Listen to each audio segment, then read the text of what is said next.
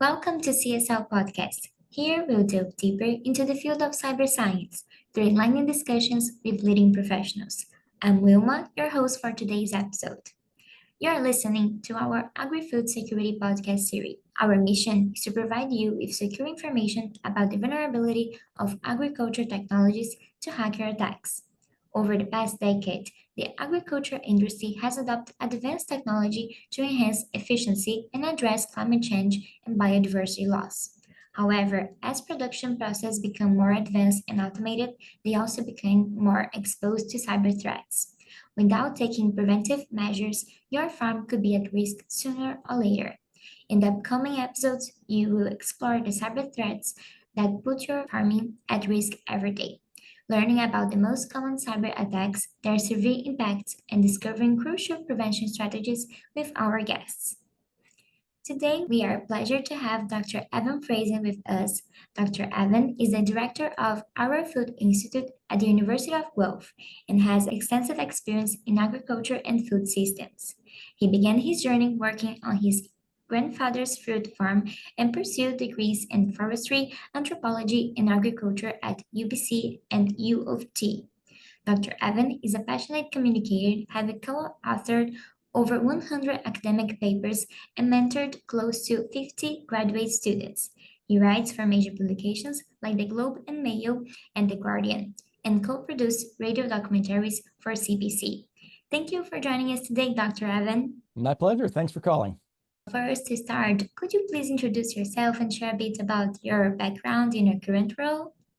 Yeah, so I got my start, as you just said in your kind introduction, when I was a teenager working on my grandparents' fruit farm. It was my grandfather's fruit farm in particular.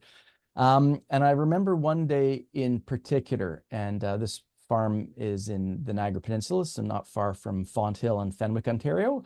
And my grandmother was actually a stockbroker, which is sort of an unusual thing for a farm wife in the 1980s to do. But she'd trained to become with her Canadian investment certificates and had a very successful career in her 50s, 60s, and into her 70s, investing money for clients up and down the Niagara Peninsula. And I mention this because I remember one day in particular, and it was one of those extremely hot Ontario mornings or days. It was, 35 degrees with high humidity. And I'd spent the entire day what we called renovating the strawberry patch. This is after the strawberries had been harvested. I spent my day on my hands and knees, crawling through the fields, pulling out weeds, every single weed, cleaning up thinning the plants. It was a hard, arduous day. And I remember at the end of the day, my grandmother drove in, and she drove a pretty expensive car, and her window came down and it was all air conditioned, and she was not feeling gross and hadn't spent her day on her hands and knees picking weeds out of a strawberry field. And I discovered that afternoon she'd made more money investing on commission from her clients' investments than I was going to make all summer producing food.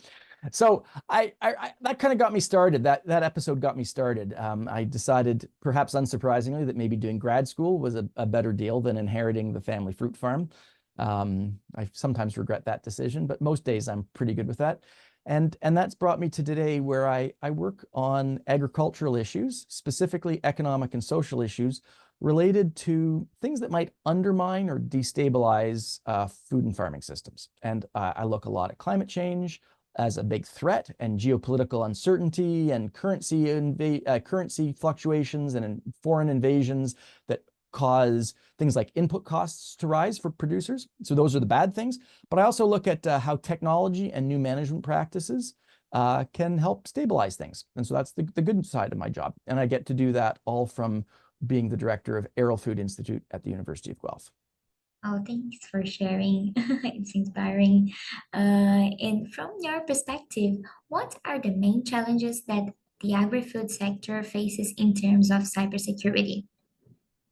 Well, your introduction, I think, did a really nice job of summarizing that. We are in the process right now of applying digital technologies across the food system. And these are technologies which, as we all know, have given us smartphones and the internet, and have transformed medicine, have changed the banking sector entirely. But the agricultural sector has been slightly slower than these other sectors, finance, defense, IT, medicine, to adopt digital technologies. So these are data-driven technologies that would be enabled by the Internet of Things, so-called. Lots of sensors all over the place, sending data to centralized locations using a server or a cloud, then up to a server in a cloud, then down to a smartphone or a tablet, some sort of mobile device. And what we're seeing is a rapid deployment of these technologies into agriculture. Now, some sectors are farther ahead than others. So the dairy industry with its robotic milkers that it became quite widespread in the last 20 years would be at the front of this. The greenhouse sector, or sometimes called the controlled environment agricultural sector, is using a large number of these sort of atmospheric and environmental controls, many of which are mediated or managed through data collected by sensors, sent to clouds, downloaded onto smartphone apps. And all of this has had the effect of creating a new, what the cybersecurity friends of mine call a threat surface, a new source of vulnerability where malicious people can gain access to farmers' data, producers' data, and they could do bad things with access to that by stealing the data, identity theft, stealing credit card and personal information, all the way through to actually hacking into a farmer's, say, atmospheric control sections. So on a hot day, if a poultry operation, say, uses sensors to linked to ventilation systems to control the temperature and the air quality in a poultry barn, which is quite common, a malicious person could hack into that system and turn it off. And as any poultry farmer knows, it doesn't take very many minutes, let alone hours, before you've got a major problem on your hands.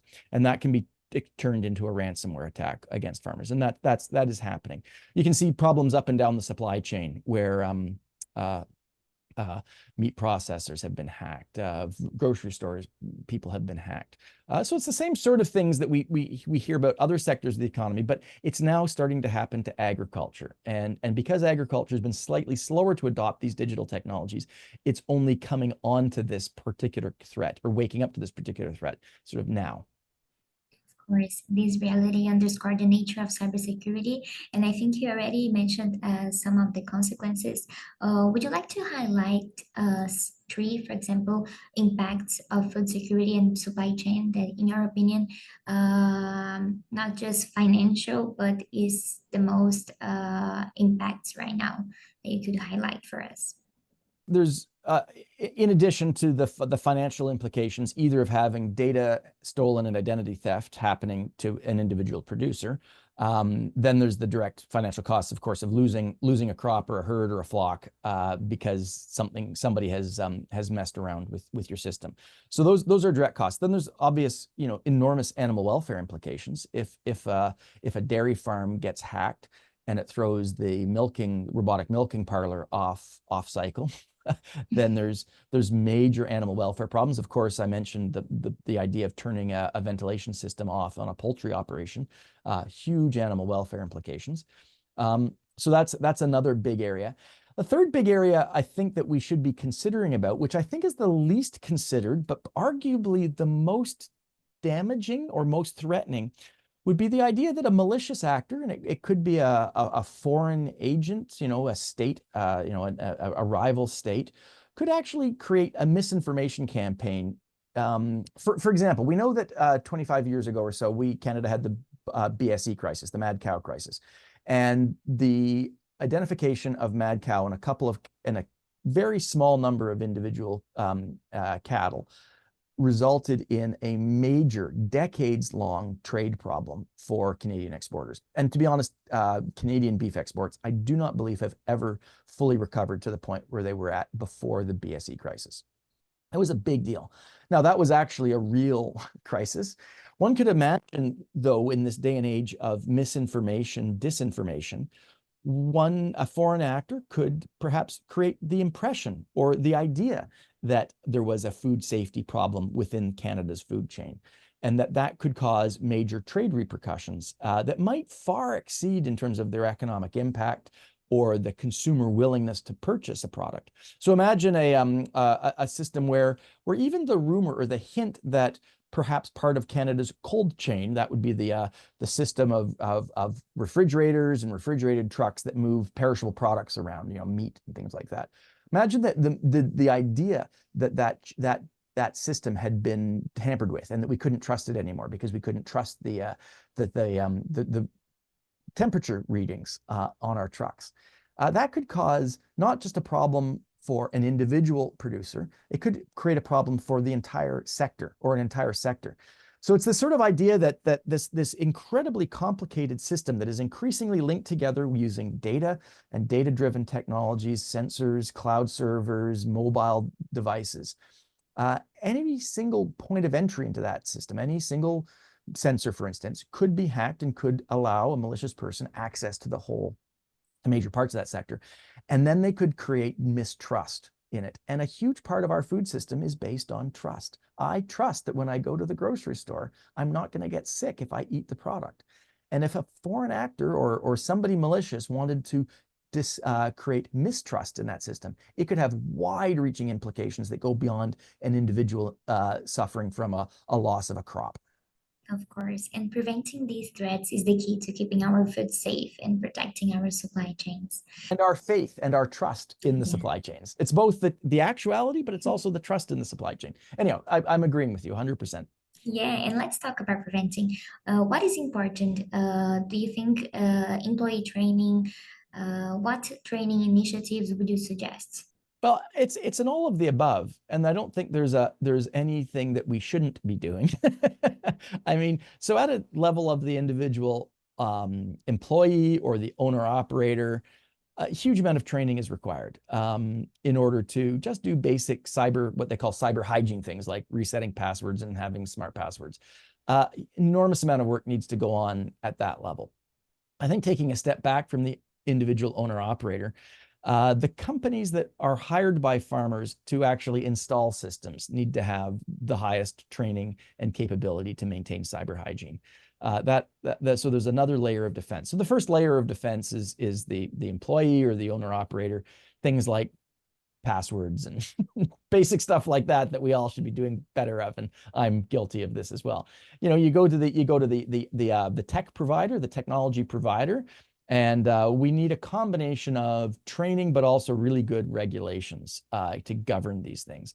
And because these systems are relatively new, we haven't seen the sort of rapid consolidation of technology providers for controlled environment systems, for instance, that might be needed. So I think there's a level of security that has to be applied at the scale of the technology provider.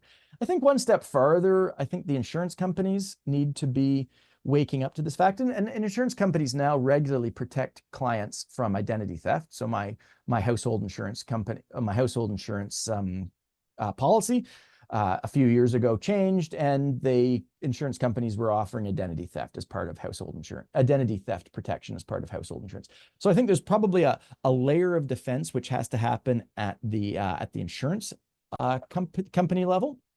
And then finally, I think the government has to be establishing much better regulations around this area. I mean, this is a new frontier of technological innovation. We haven't seen widespread data-driven technologies applied in the food system, up and down the food chain, ever before. And so there is a need for good quality regulations to ensure that we have the highest capabilities. So for instance, if we're buying Bluetooth sensors from off of Alibaba or Amazon or Temu or something like that, we have to have faith that they come without backdoors or with good software, security software, and the ability to set up passwords and things like that on them. So, and that probably will have to happen using regulation. So those are the sort of lines of defense. I'm sure there's others that I'm not thinking about right away, but I think the right metaphor is to consider that there being lines of defense that start with basic cyber hygiene practices at the level of the employee and extend all the way through to policy and regulation governing the sale of Bluetooth devices and sensors, which is much more of a federal policy kind of initiative. Of course, it's good to know that we can start through small steps. And I think you already mentioned my next question that the collaboration between different stakeholders, farmers, producers, tech companies, and the government agencies can improve cybersecurity measures to agri-food systems, right? So working together across different sectors can create a strong cybersecurity systems that benefits everyone involved. Yeah, 100%. And I think there's a metaphor here, which is maybe useful to keep in mind. Or not even a metaphor, it's a historic comparison. I mean, it was about 20 years ago, or over the last 20 years, the financial service moved towards an increasingly mobile digital platforms. And in the early years, there was a heck of a lot of credit card fraud and whatnot. Now, speaking anecdotally, I haven't personally had experiences of credit card fraud in the last few years. And it's not because it's not happening, it's that the banks are now much better at monitoring and capturing that. So the level of cybersecurity, or the nucleus of cybersecurity, has kind of moved beyond me. And I've got a lot of cyber hygiene things. I don't click on phishing things. I get these texts that I ignore. I don't give my credit card information out. So there's an element of consumer training or user training, but there's also an element of Visa and MasterCard, the Royal Bank, all these big organizations now have big outfits, big divisions within their organizations to monitor this. And so I think that's the arc, or that's the trajectory we're on. It's a collaborative one where we've got these different lines of defense that, as you just said, we need multi-sectoral engagement across them. 100% agree.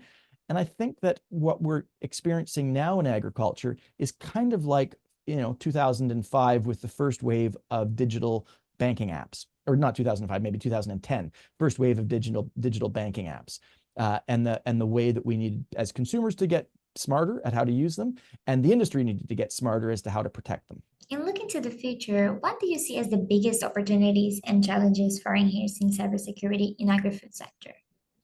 Well, the opportunity, I think, is the opportunity offered by digital agriculture. We can be far more efficient with our systems using digital technologies. I'll just go back to where I started this conversation, to my grandfather's farm, which I spent summers and weekends on in the 80s.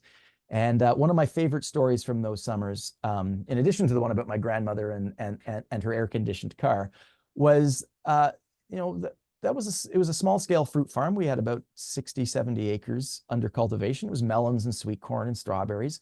And, our way of fertilizing those fields was for my grandfather to drive this very small tractor slowly through the fields. And there was a little platform on the back of the tractor. I would stand on it and I would throw handfuls of fertilizer pellets off the tractor and onto the sweet corn and strawberries and the melons and stuff. And I think with the benefit of hindsight, at least half of that fertilizer I threw was inappropriately applied. It was at the wrong place. It was at the wrong rate. It was the wrong kind of fertilizer. It was at the wrong time. It didn't landed maybe a little too far away from the plant, or it landed too far away or too close to a rainfall. Anyhow, I bet half of that fertilizer ended up washing into Lake Erie. We were about 10 miles from the shore of Lake Erie. And then that created not only greenhouse gas emissions and extra energy uses, but it also creates water pollution. And that was really inefficient. The modern tractors don't rely on that sort of technology of a grandson throwing handfuls of fertilizer. The modern fat tractors, as I'm sure your listeners are super well aware and better aware of me, put the right amount of fertilizer in the right place at the right volume. These 4 R's of fertilizer application: right volume, right application, right type, right timing. That sort of revolution of being precise with our farming inputs is thanks to digital technologies. You can't do that using hand labor, or at least it would be unconceivable to imagine doing that with hand labor. So the opportunity of this is far more efficient farms that have a less of environmental impact and better profitability.